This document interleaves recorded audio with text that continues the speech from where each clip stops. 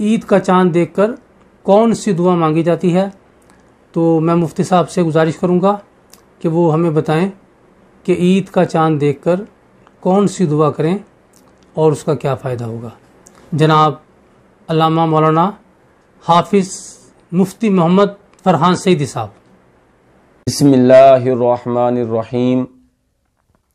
اللہم اہلہ علینا بالامن والایمان والسلامتی والاسلام ربی وربک اللہ۔ اے اللہ، اس چاند کو ہمارے اوپر امن، ایمان، سلامتی اور اسلام کے ساتھ طلوع فرما۔